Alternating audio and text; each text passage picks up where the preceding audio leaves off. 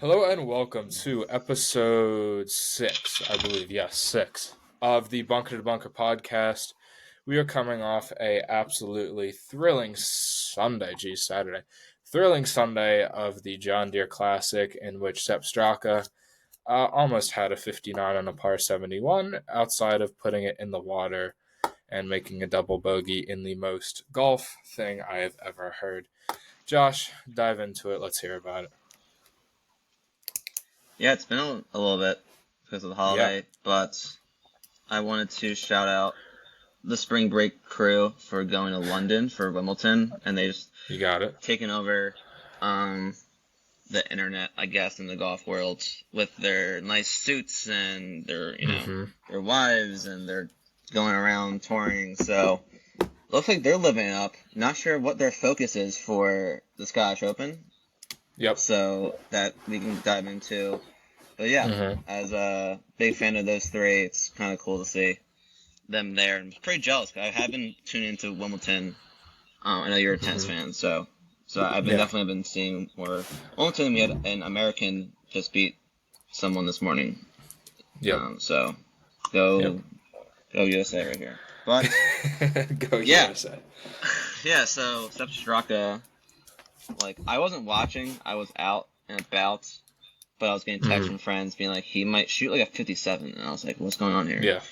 And I was tracking on my phone, and then I kind of saw that, he needed the birdie one of the last 4 holes, and one of them was a par 5 that he parred, and then he doubles the last hole, which would have been kind of funny, not funny, if, like, he would have lost the tournament, if, like, because of that double, but it didn't turn out that double really mattered at that point. Yep. So, yeah, I mean, I heard the last time I heard Straka's name was when he lost to Zalatoris at St. Jude last year, when they kept on that playoff hole, like that par 3, I believe. So, yeah, another birdie fest that we, I guess, love during this time. It could continue this week at Scottish Open, depending on the wind and the rain and the weather, which we'll dive into, but the John Deere is always kind of a meme tournament, and I thought it kind of went into the meme with the double on the last hole. I can relate to Sepp Straka that I was trying to shoot a 79, so break 80 for the first time, and I doubled the last hole and shot 81, which is still my best which is still my best score to date. So I can definitely relate to you, Straka, if you're listening. So yeah. I mean, we have some big names climb up the leaderboard. I guess I can start with one was Cam Young. He has been, terrible since the Masters. He's been hitting it well. I've been looking into his, like, kind of analytics, and he gives himself opportunities. He just can't putt, which I think he putted really well last year, which kind of got him in the mix at different majors and tournaments. So it's kind of good to see him get back in the mix because later after round 2, his putter let him down toward the end, and so it's good to get that big name in it, I guess.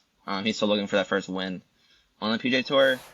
He's kind of running out of opportunities coming down the stretch of this year, but I think it's something to monitor if you're a Cam Young fan to see how he maybe bounce back at the Open, which he was top 5 at last year, or he might have been second. I think he might have been solo second last year. He was behind Cam Smith. Yep. So good to see Cam Young bounce back.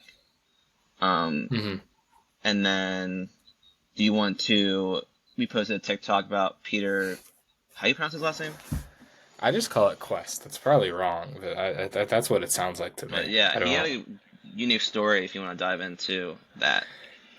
Yeah, so he was a Monday qualifier 2 weeks ago at the Rocket Mortgage, and if he would have finished, I believe it was solo 4th, he would have gotten temporary membership, which basically means that there's no restrictions. He can enter any PGA Tour event outside of the majors.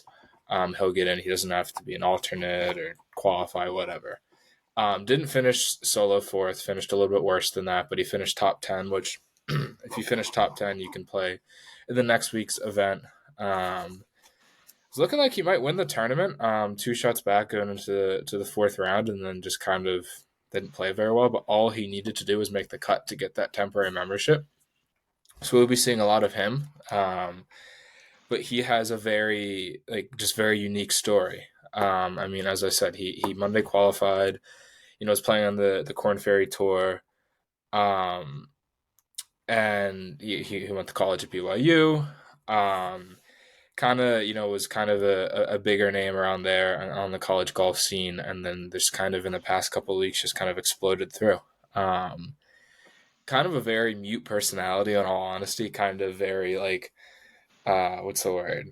Um, Laser focused and doesn't really show much emotion in the Yeah. times that I've seen him play. But yeah, really, really cool story. Excited to see, what the rest kind of holds for him. It's kind of funny because it seems like every major, or I don't want to say every major, but every couple of weeks there's this new really cool story that pops up. We'll have like Michael Block and his PGA Championship stuff, or something like this. Monday qualifier almost wins the PGA Tour for the second week in a row. So it's just kind of like that really cool, it's what people strive for to attain. Oh, they want a Monday qualify to be what he's doing right now.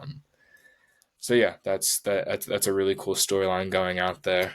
Um, Well, that's what I feel like golf doesn't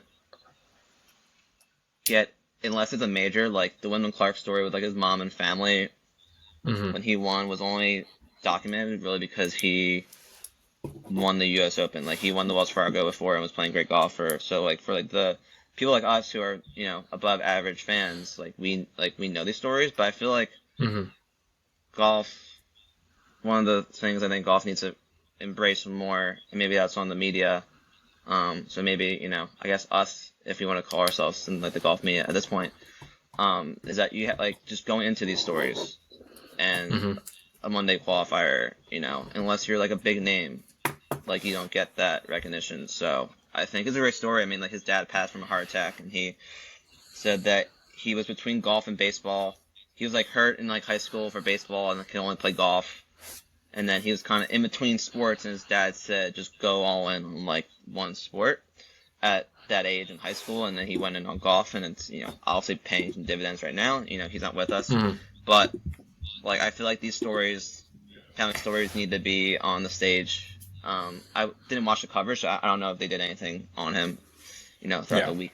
But I think it's something, especially at these smaller tournaments where you don't have the Sky Schefflers and Rory and Rahm and Spieth and Thomas and all them that take over the headlines.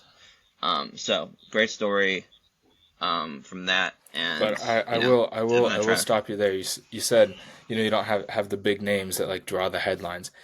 They have a big ass tractor that you can putt with the golf ball. That's the biggest storyline of the week, and that's really cool. I mean, I know you said you didn't watch it much, but the crowds were crazy. I mean, Yeah, Midwest people show up for these events, it's and I don't know it's if you their saw, yeah, it's their tournament. Yeah, go ahead.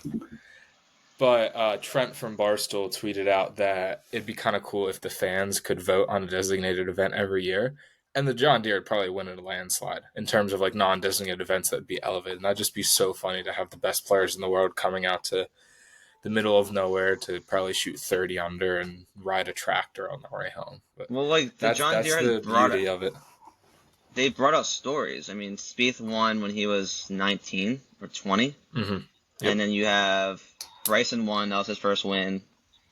Um, Stricker and ZJ. I mean, Zach Johnson's an Iowa native, so it's like you see that there are you can blossom through this. And I Mm-hmm. think I mean Sepp Straka's a name for us, but not the average fan. But I don't know Yep. if you heard JT posted in a press conference how like 6 of the guys Oh yeah, the stay in a house, house the house. together, Yeah. and like I guess the reporter, I don't apologize for the name, don't know who to give credit to, but called it like a frat house, and they stayed in the same house again, and they're Yeah. like posting Straka, Denny McCarthy, who's kind of in the mix, like Grayson Sig, I'm forgetting who else, but yeah, so that house is 2 for 2. So I mean, if it's a designated event next year, I would hope someone Airbnbs that house now, a Yeah. year in Yeah. advance, which I think the frat house guys probably already have the house for the next couple of years. So Sure. maybe Denny's Yeah. turn next year, which I guess I can dive in with him. Yeah. is that he relies on his putter. He's not the greatest ball striker. He's short, accurate, but you know when he gets hot with his putter, he can't miss. And in round 4, he lost strokes putting, so he wasn't in the mix. So he's in trouble there. I would have liked to. It would have been cool maybe if he won for discussions about the Ryder Cup team, which we'll get into later. But he was very popular in the one and done pool, so I was kind of cheering against him. Um, if you can post some good finishes. But yeah, he's been playing some great golf. I think he was like the favorite to win, other than Henley. I think they were like 14-1 ish. So, Yeah. a couple of my buddies live bet him, and like before the round, and they didn't have a great time. So Yeah. but it's just so hard to bet Birdie Fest like that. Sure. For John Deere. So I guess that's really enough of the John Deere. If you listened to us before, we're both big Ryder Cup fans, and kind of Straka, is European. So, do you think this elevates him on a kind of very top-heavy European team right now? Do you think this opens a spot for him? Potentially, maybe Captain Donald makes the pick, makes the call. What do you think? Yes. I 100% forgot he was European for some reason. I know when I was watching it yesterday, it didn't really hit me like, oh yeah, he's Austrian, he's not American, but they both start with A, so I guess I'm close enough. Yes. I mean, I think that especially with who knows, what's happening with if live players allowed to play. And I know we're kind of, I don't want to call it like the golden generation, but like there's no more Lee Westwood, there's no more, I don't think Sergio is good enough, or like players of that caliber, or like those players. So it leaves the door open for these young players that really wouldn't make the team. And I think that he's good enough to play in it. I think he would be just a fun match, but I think he'd be a really big crowd favorite just because of his demeanor, his size. Nothing wrong with his size, but he is a big individual. But I think that'd be a really fun addition. And also, I know you talked about it um, a little bit ago, but I'm gonna butcher the name because I'm terrible at it. But Ludwig Alberg. That sounds right in my head. I don't know if that's the correct Ludwig. pronunciation. Ludwig. It's close enough. Ludwig. It's Ludwig yeah. I think it's Ludwig Aberg. Okay. That's what the no lineup Wow. guys call him, and like now they're Okay. like taking him as like their own guy. But Yeah. go ahead. L.A. Sure. We'll call him L.A. because that's close enough. He seems like the closest thing to an assured participant this year. I mean, the guy's on fire ever since he turned pro at the Canadian Open. I'm pretty sure he's pretty close. What are the odds for this week? Yeah, 45-1, which is kind of crazy for someone who just turned pro 3 weeks ago to win this week. So that's definitely interesting. Curious what you think about that. I think I'm not gonna use the L word, but I Don't think use he's the a L really. word. I mean, I think he's like if I had to put odds on it, I think it's like or percentage. I think it's like a 90% chance he makes it because Yeah. there's after the top like 6-7 guys are so thin. He's 23, so it's not like he's like a spring. I mean, he's not a spring chicken. I mean he got his car through the PJ Tour U program. And he top 5 at John Deere, which you still have to play good golf. You can say like the field wasn't great, but you still got to go out there and hit the shots, make the putts. Like it's still golf at the end of the day. So I think he definitely makes it. I feel like 2016 at Hazeltine they took just Fitzpatrick and Peters, and Peters played with Rory that year, and I think Pierce played decently well for the points that they got. So I think he's definitely on the team. I think it's a good experience for him to be around, Rory and Rahm and Justin Rose and Fleetwood, who have been on winning teams, especially on their own soil, which also a plus. Maybe if it's not on their own soil, they go more veteran. But I mean, Straka still is. He hasn't played on a Ryder Cup, and I tweeted this out, and I feel like if he makes a team, he's just going to make every putt for Yeah. like he'll go like 3-0, 4-0. He'll pair with like Tommy Fleetwood or something, and he'll just make every putt and burn us. So I'm gonna declare that guy, right before the Ryder Cup. I think Straka is like number one right now on the guy that will just go 4-0 that we never expected to go. Well, here's an interesting thing. We're talking about like captains picks here, or players that it's kind of thin once you get past like the sixth or seventh in the rankings. Does Luke Donald look towards like an Italian just because we're in Italy? Like, is Francesco Molinari going to make the team just because we're in Italy, or is Guido or his are we talking about just like low level Italians just going to be on there just to say there's an Italian? Do you think that No. that's a possibility? I'm also pretty sure Francisco Molinari's brother has more points than him, Eduardo. Does he actually? I need to I'm look like that up. pretty positive. I don't know if it's like the European or like it's probably like the European. I'm like pretty positive he has more points than Francisco. You can fact check me on that, but like the last time I checked in like 2 weeks ago, he was. I'm checking right now. I better be right, or it's going to be a short that gets cut and goes viral because There are we're down. So no, he's not. They both aren't even on the. Okay. So there's two lists. Francesco's 75th on the list, so that's not happening. Where was he? His brother is 52nd, so yes, you're right, but it's 52nd on the list. The closest Italian is Guido. Gosh, I'm just terrible with pronunciation. Mizzagoli? Something yeah, like that. no, I don't think they're not gonna take an Italian. They'll take Aberg.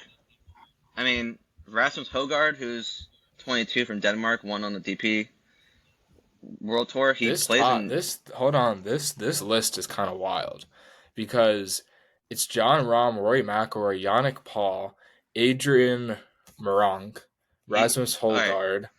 Meronk won the Italian Open. Yeah, but I'm just saying, like, Tommy Fleetwood's 8th, Shane Lowry's 9th.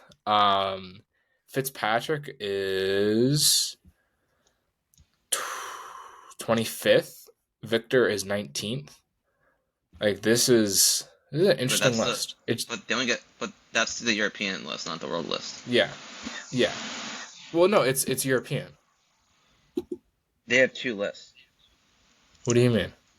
They have the top three guys from European list and then there's a world list, which is PGA and it's everything. The world list. Okay, and then the European list is just back. European. Yeah. Okay. So that's why Yannick Paul is playing this week in the Scottish Open. So one of my points was that these next two tournaments he could get knocked out of the top three because they're playing DP World Tour, European Tour events these next 2 weeks. And I think for him it's like a tryout. Like if he can finish well these next 2 weeks, Yannick Paul, regardless, if he maybe like top 10, top 20 at each event, like he's definitely going to be a pick. I feel like, but yeah, the European it's kind of complicated. Yeah. So then, if we're looking at the world list, which is more meaningful than the Europe list, I just clicked on the wrong list, to be honest. Well, it's both lists count. Same thing. What's his face? Francesco's is 40th, and his brother's 72nd. So it's not. I go 1 for 2. There's a decent change there. But yeah, to answer your question, no. But Adrian Meronk won the Italian Open, which is at Marco Simone. So I'm sure he will make it. And he's also, I think, younger, on the younger side. But all right, I'll go back. But Rasmus Højgaard won on the DP World Tour yesterday. Yeah. He's 22 from Denmark, and he's a brother too, and they're really young. So I feel like he probably doesn't have as good of a chance. I just don't see them going the Fountain of Youth twice. Unless he finishes well this week, or if he's playing next week, if he's qualified, I'm not really sure. So yeah, definitely a lot of decision for Luke Donald. I mean, because there's also the argument that you don't technically have to play any of them until Sunday. like the President's Cup, everyone has to play once before the singles, and so like even if you wanted to play him, like I guess the argument is like if you're playing Hovland, Fitzpatrick, Rory, Rahm, I guess those four like 5 times, maybe Hatton 5 times, and like or 4, like he only has to play once or twice. So like it's definitely I think it's more of a debate for Luke Donald than it is for Zach Johnson. I guess we'll go into their like as I said, like Cam Young and Denny. I think if Denny won, honestly, I think he should have really good consideration. I just don't think even if he won, like he's not in that group of like that core group. I still think they take like Tony Finau over him. I don't think Cam Young should make it at all. I don't think he fits the course at all. The Europeans like the layout courses that are tight. Distance doesn't really matter. Like you don't have to be long. It's all about putting, short game, hitting greens, and Cam Young just like bombs it away, and he can't putt. So I was actually kind of like I like Cam Young, but I was kind of rooting against him because if he won, then like he's back in that discussion, which I don't think he should be. But it would be the most American thing just to take these bombers like they did in 2018 when they had like Bryson and Phil and Bubba, which they just did not go, and that was a complete disaster. So I think Denny should be in it. It would be cool to have the best putter in the world and then the best ball striker in Scheffler or even Colin in like the all shot. But I think there's just not enough spots for someone who hasn't won, and there's more guys that have ties to, Burns with Scheffler, and then, Keegan knows Zach Johnson, and, Finau has been on, every team experience. So I think, he's going to fall short unless he could win a playoff event and, make it harder on Zach Johnson. But so that's kind of the Ryder Cup recap. Did you catch any of the LPGA at Pebble? That's basically all I watched yesterday.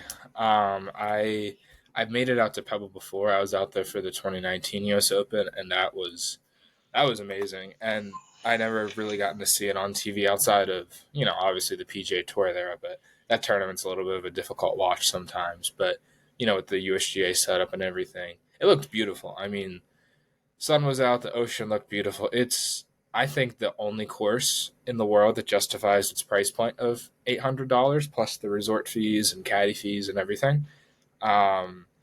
It's a special property, special course, and it was playing tough for the players. I mean, you take a look at like the 14th hole, which is the par 5, playing about 500 yards, and it averaged over par for the week. And when was the last time you heard of a par 5 that, I mean, obviously this is the women's game, so the distance really isn't as significant, but, a par 5 where it's playing over par or something like that. But, I mean, they shortened the 8th fairway in half. They took it, split it down the middle and said, let's grow rough to the right for whatever reason, or I don't know. But, again, really, really, really cool setup, a beautiful, beautiful backdrop. So I think that'll do a lot for the women's game. I think that it was good. I mean, that was the first ever women's open at Pebble Beach, so that's good for the women's game to get that kind of recognition, national TV, and a bunch of people tuning in just to watch the course. So yeah, overall, really, really good, really beautiful. I guess we can do a quick dive into the Scottish Open. I'll let you run away with it. Oh, I was gonna say, did you see where the women's are playing at like all these top courses, which is good for the LPGA. Yeah. US Open. I saw like a tweet somewhere. I also want to say that like Rose Zhang got so much hype because she has like one of the course records for, I'm not really sure if it's like collegiate or whatever, but she has some course record there, and the amount of hype that she got, maybe this is from like the No Line Up crew, that it's like there was just, I mean, I think she T9'd, which is a great finish for her at like her age. I think it was like her 3rd event on the LPGA, but it's just like it's good that the hype for women's golfers, which I was thinking about betting her, but it was just way too much hype. I was like, I don't think she can. It's so really tough for someone her age, but it's good that the media is getting into it and going to these courses because it gets us to watch, and so that's a good sign. So I agree with all your points, and yeah, Yeah, Pebble Sweet. I Here's a need to get here's out what I was there. gonna say real quick about Rose. The interesting thing about the women's game and the LPGA is, I mean, obviously from a betting perspective, I haven't partook in that aspect of it, but it's always just one golfer who is just overhyped, and that just will inflate the odds of everyone else. So I don't know.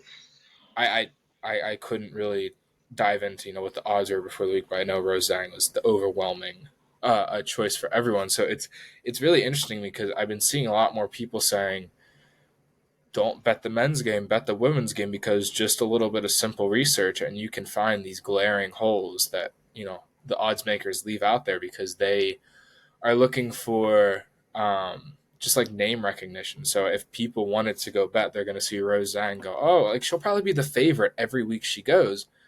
But in reality, like it's not like a knock on her, but she probably isn't the best golfer in the world right now. I mean, she isn't. You can't say that she is, but people will bet her and treat her like she is like this absolute dominant force, like a Tiger Woods who's going to win every week. So that's a very interesting thing, is to see kind of where it goes from there. Well, I was Um, gonna bet Minwoo Lee's sister. She's like really really good. yeah, they're all really And good, she but and just no one knows who they yeah, are. she was on when I put it on Sat. I don't know what day I put it on for half hour. She was on the leaderboard. Mm-hmm. So yeah, it's definitely interesting. Good for the game. 'Cause I know Nelly Corda was like had good odds too, and she's coming back from like a back injury too. So like you know, I mean yeah, like for me betting like those top names is I guess would be fun, but I Mm-hmm. definitely probably isn't as sharp, obviously, as you said with other books or other Yeah. games and stuff because they don't. But I think there's a kind of an area to grow, as we said. So Mm-hmm. definitely interesting to see. But yeah, I can do the Scottish Open quick preview. It's a DP World Tour event and PGA sanctioned event for the last 2 years. Field's pretty strong. I think 20 of the top 30 players in the world are playing. Players kind of use this as a kind of a practice time for the British Open Mm-hmm. to learn or maybe get adjusted to the links golf. Um, they play at the Renaissance Club between 72 7,300 yards. They vary the distance a lot day by day. Distance is a plus at this course. You don't have to be too accurate with off the tee, but it's a second shot golf course for sure. Mm-hmm. You have a lot of shots that are like between 175 and 200. So if you kind of look at those stats, maybe take those guys that have that good bucket between that range. Obviously, short game creativity is a must when you play firm golf courses, big greens, pop bunkers, fescue.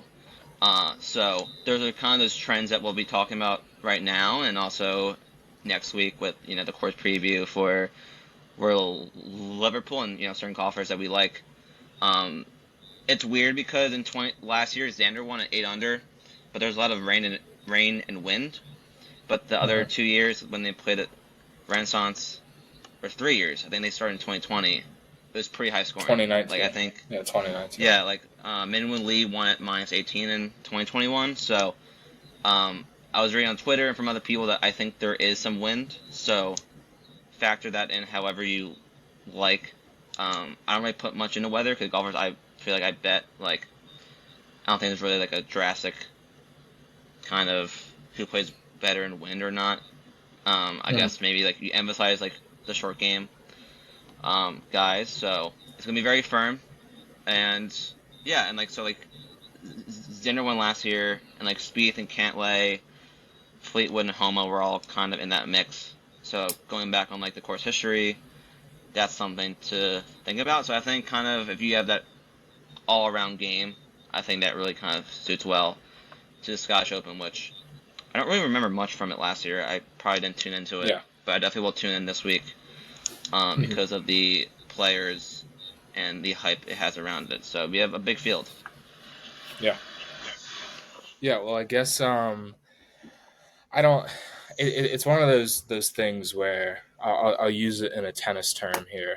Um, when you have like like your U.S. Open or your Wimbledon, there's always events leading up to those Grand Slams, and you kind of question how serious players will take it. Are players just out there to get a match, to play a couple sets, just kind of get some practice in for the big money tournament, and you kind of got to approach like the Scottish Open as the same thing. Like we're talking about, I don't. There's some statistic out there that probably will answer this question, but we're talking about like our players coming over here and just saying, "I'm going to come out and play 2 or potentially 4 rounds, and I don't care where I finish," and then they go on and win the Open next week. Or are we talking about players who are coming out here and are going to shoot an even par, be tied 100th on Thursday and go, "Screw it, I'm going to pretend to hit a draw on Friday and then shoot 3 over and just go to Royal Liverpool." Like it's kind of one of those things where you need to kind of tread carefully and worry about your exposure. Um, so it'll be a really fun tournament to watch, but I feel like it's definitely one of those where you do have to question a little bit with it being, a total different style of golf. Like I think, obviously links is so different than the golf that is played on the regular PGA Tour or at the U.S. Open or the Masters or the PGA. So it's definitely tailored to more of those Europeans. So you kind of gotta watch what you expect from the week. Yeah, I mean, we see But that Fowler, Speed, and Thomas played in London already. They posted that they definitely played a round. So it's something to think about. Which you can't really get inside information from that. It's not like a player like no, you can't. Rory can Yeah, be like, oh yeah, I'm just out here to practice some shots for the following week. So maybe kind of save the bankroll for the British Open, which I will be you doing. should. Yeah, So should we dive into some player spotlights? yeah, yeah. You Go have anything for it. else on I'll the let course? you. All right. No, go ahead. I will start.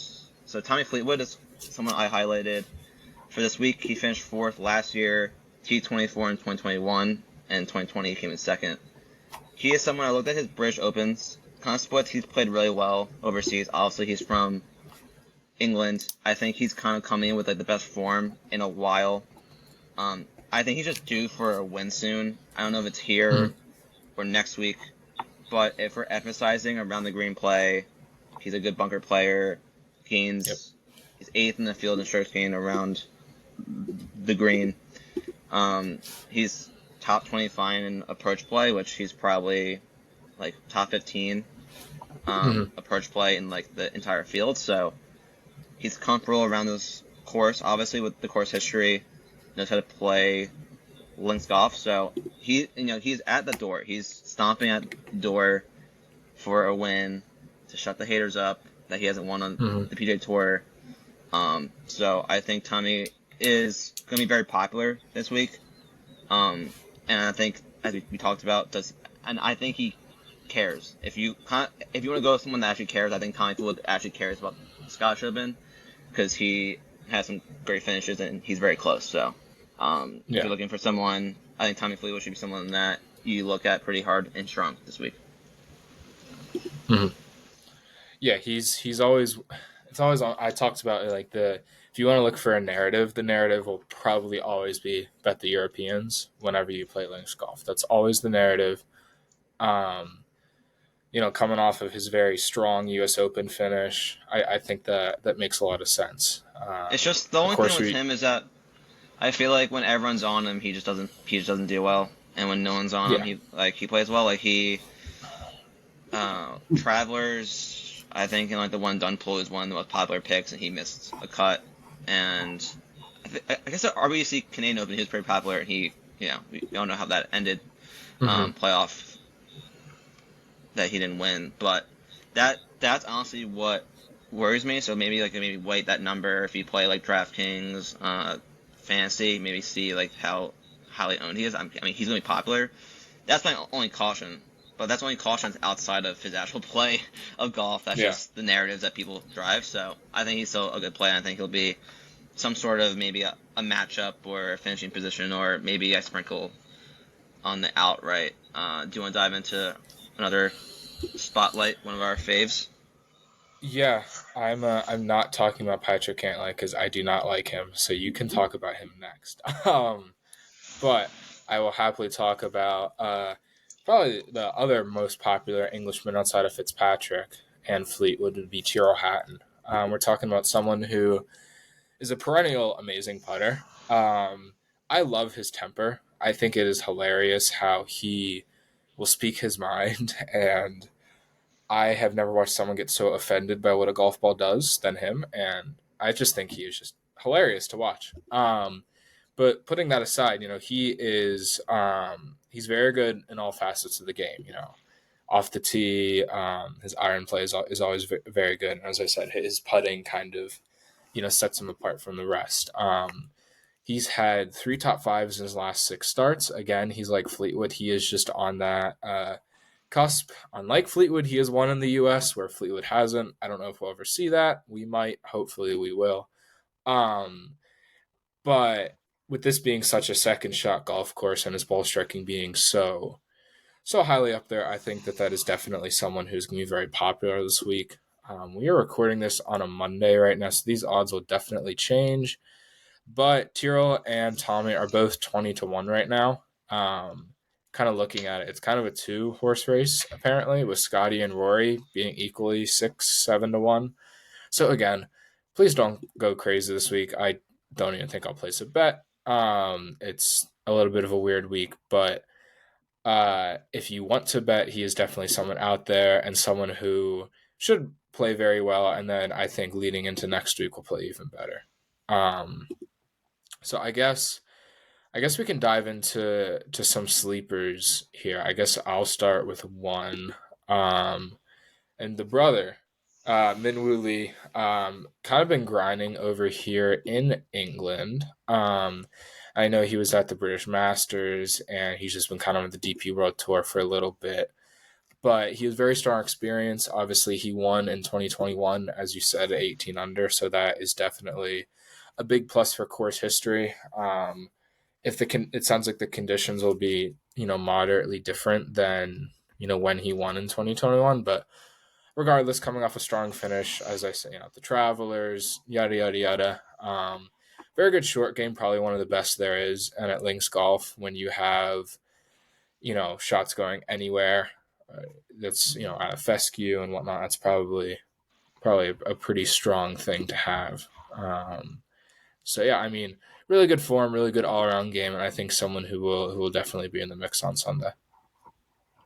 Yeah, he's definitely has. I think he's like the best around the greens in the field, so that's a Mm-hmm. big emphasis. He has that advantage. But going back to Hatton temper, I should have thought in my head of him in like a pop bunker, just can't get out of it, and he's just throwing clubs and like Sure. hitting his bag. So I'm pro Terrell Hatton being like a feature group on ESPN Wearing a mic Plus. too. I want him wearing a mic if he's in a feature group. You Yeah, have to he give him he the can have mic. that. You He have can to. have some AirPods in his ears throughout the round. Please. But yeah, Yes. I guess I'll finish off with a sleeper.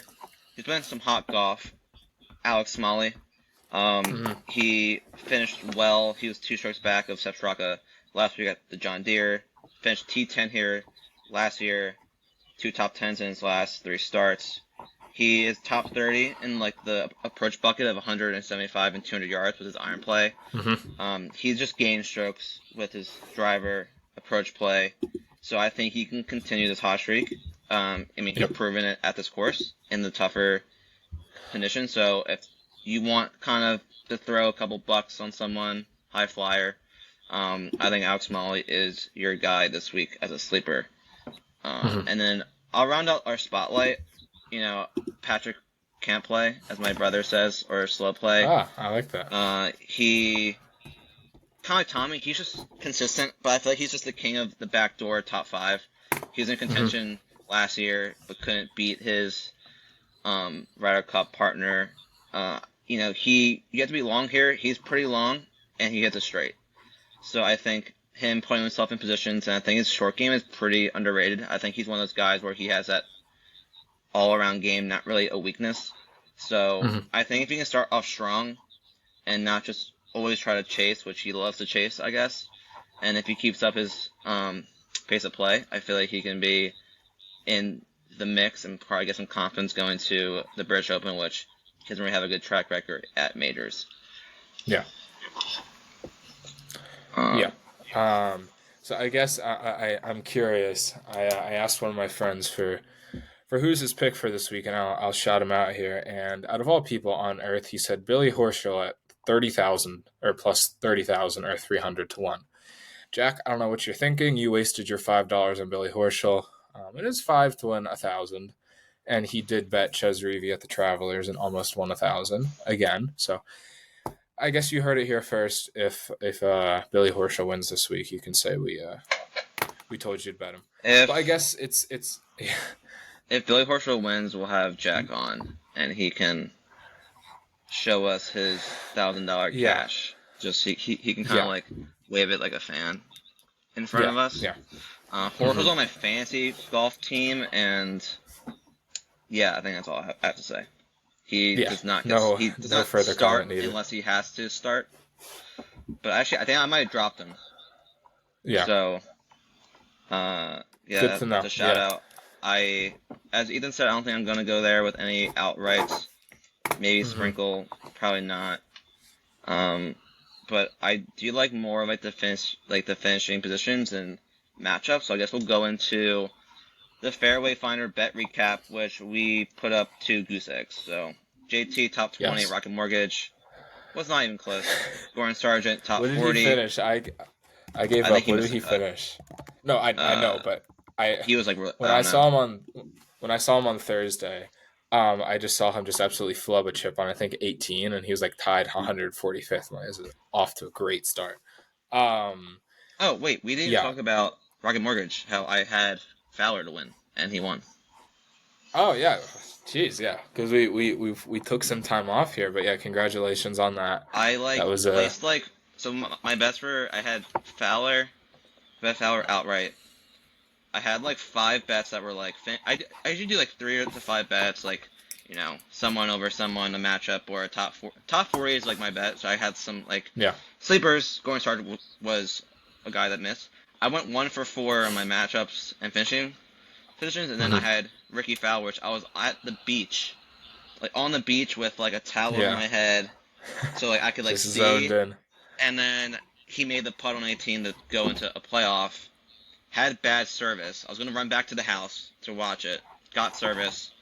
So yeah, we were all going crazy, and I decided to keep the money, not go to the casino and waste it all in Atlantic City. So that was a good chunk of change for the bankroll. But yeah, recap: Rocket Mortgage, JT did not finish top 20, so Ethan's 0 for 1. Gordon Sargent top 40, which was 0 for 1. So the boys are looking to bounce back. So yes, you didn't tell me yours. You said like I probably won't guess, so I'll go first. I'll go back to Ricky Fowler, top 20, minus 105. He. Whoa. I'm just gonna ride the hot hand. What? Okay. I'm. Yeah, no, you're right. I'm sorry. I thought you said top 40 minus 105. I was like, there's absolutely no way. No. Top 20. Okay. But yeah. So okay. Josh's Fairway Finder, Ricky Fowler, Big Dick Rick, top 20. Actually, minus the top 20. Top 20 minus 105. Lock it in. We'll go back to 1-1, even on the year, going into the British Open. So get that in. Yeah, you'll go. Get that in if you want to. Bet responsibly. And what's yours? Mine's when I was looking through the odds and saw this person's name at plus should be plus 100 or plus 105. Let me double check and get you the most accurate information. Plus 100. Okay, so the odds kind of shift a little bit. Robbie McIntyre, top 40, plus 100. I absolutely love betting this guy on what I call the 2-week European swing, where we have one event in Scotland and then the Open. He is a hilarious player, lefty from Scotland, which doesn't even sound right saying, but he came off a tied for, I believe it was 3rd or 4th, tied for 4th at the Made in Denmark. He's from Scotland, plays links golf very well, has always been kind of a guy to keep notes on for the for the British Open in terms of making the cut or top 20s, top 40s, and I think in this field where he's probably played countless rounds at the Renaissance Club, I think that he definitely will do well there. So that would be mine for the week. That is Robert McIntyre, the Scottish lefty, the Scottish Phil Mickelson, whatever you want to call him, top 40. And we will go back to 1-2 for the year and just continue this hot streak, apparently. I can't trust a lefty, so I'm okay, out on it. Fair. No, I'm kidding. Fair. But yeah, no, did he make the Ryder Cup team when we were there? No. Oh no, that was Wiesberger. Nope. Bernard Wiesberger. Yeah. I think he has played well at the Italian Open, but I could be completely wrong. Or maybe he got a lot of hype going into that. I'm looking at his Wikipedia page. He withdrew this year. Oh. I think he got some hype from people. But so that's the Fairy Finder, bet responsibly. Hopefully ride some momentum. I forgot to post on the outline, but I think we should talk about my golf grids. Oh, yeah. So let's talk about it. Funny, I'm gonna tell you this story. I was in the office taking my lunch break, doing like the NBA, NFL grids, and I'm sitting there and I'm like, why hasn't anyone made like golf grids? Because there's a hockey one now, like college football, baseball. I'm like, what is going on here? Where's golf? So I was like, all right, do you want? With the hour of lunch I have every day, I just got a pen and paper and made some grids. And it got some love on Twitter. I tagged, a lot of the analysts, Rick Run Good, Patrick McDonald, those people who I thought, let's see if they would, how they would like it. And I thought it got some decent feedback. I had friends text me that they sent it in their, friend chats and stuff, which I thought that, all right, I'm going to post this, see if people enjoy this. And I got way more love for it than I ever thought. I'm not trying to chase clout, just trying to, do something fun for the people. So, we're going to release one today. And I'll try to, be consistent with them throughout the week. I made some British Open ones, some grids, some fun little history lessons. So yeah, we'll post them on all platforms, and it's just a fun thing just to, go back and forth with. Yeah. So. Yeah, well, hopefully that's our engagement right there. Is the weekly golf grids? That's what we can be known for. The problem is it's hard to do the 9, have 9 grids because I have to figure because it's not automated, so I have to go in and see all right, who has won this. So I might just do a 4 grid, I guess a 2x2 to make it a lot easier. But yeah, I think we're gonna post a 3x3 one today, and then try to do some quick fun ones and kind of tailor them towards what's happening in golf and the tournament that's being played. So yeah, it's a little fun creative thing that we got going on. So I'll post them on Twitter, and we'll see if some people can fill them out and do well. And so I'm glad I can give the golf world some shout out for the golf grids. And if anyone can make a code, a website for this, please let us know, because doing them by hand and looking it up is not the most efficient way, but I still have a lot of fun with it because then I learned about all these guys, so I'm learning a lot of knowledge. And you have countless free time on your hands to make them. So. I mean it's not really that hard. It's just a lot of time and thought. So yeah, I mean maybe it's something before I go to bed every night I make a grid, tweet out in the morning. Gotta stay consistent with it. Give what the people want. And it's not like they want grids. That's what's hot right now. So hopefully we kind of make it into a series on YouTube, or even do some trivia. Trivia's popping off right now that we've talked about that. So hopefully try to create something fun and engaging, and which no one has done that. So maybe we can take over that niche market. So let's do it. We're just gonna have our toes dipped in every single market of golf, and I absolutely love it. But yeah, I mean we have our toes in some and trivia, and bunkers. So no, we got to stop. What is our claim to fame right now? Merchandise. That is the claim to fame. We are. and We are the merch boys. we, we are the merchandise. So I was thinking like, what fun merchandise videos can I do for the Ryder Cup? And I know I can't do like a crazy expensive series because I've already looked at the prices online and it's really affordable. So I don't know, but I guess we gotta continue to add to I our feel like list of things food. that we're known for. Do you think they It's like cheap. sell like It's cheap. no, but like do you think they sell like chicken parm sandwiches? Or well, chicken parm is like American, but like they're not selling like hot dogs. Okay, all right. So here, so So when I think I food. went to I think we gotta get into this food thing because there's no way they sell hot dogs or like a cheeseburger. Like what's no, no, their no, no. handheld? I'm I gonna mean, I've been to Italy, but I'm like yeah. drawing a blank on So what their handheld is besides like pizza. I went to a Fiorentina game, which is the soccer team out in Florence, and I landed that morning, took a train up from Milan down there, and the only food they sold was gelato and American hot dogs. That was it. No, Oh, like so they do that sell that hot was dogs. totally it. No, but they do sell hot dogs. It's the funniest thing because like I'm standing in line and it's like it's either you get a hot dog with plain or you get a hot dog that was ketchup, mustard, mayo, and onions. I'm like, this is insane, and it's called the American Classic.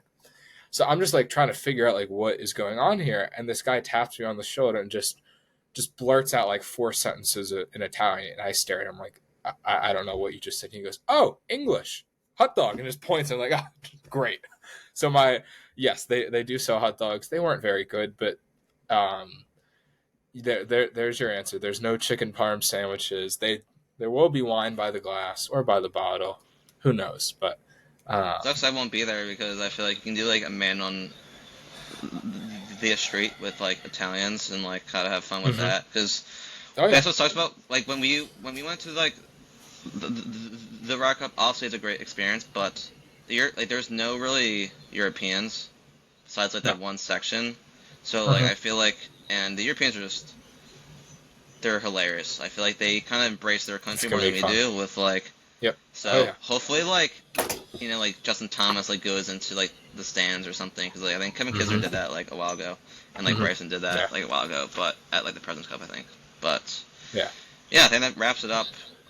Stay Yeah. tuned for grids and content on platforms. We're gonna and then we're gonna prep for the British Open week. This is kind of like a look ahead, as we kind of said. So hmm we're not trying to look ahead, but it's kind of hard not to. So Yeah. um, Get ready for a content overload over the next 2 weeks because then it kind of dries up for a little bit after that. So guns a blazing, running away with it. So it's gonna be a fun time, and we're glad that everyone out there can stay tuned with us. So yeah, look forward to some golf grids, to some trivia, and to my fairy finder winning and Josh's losing. So that's going to be a great rest of the week, and we will see you next week.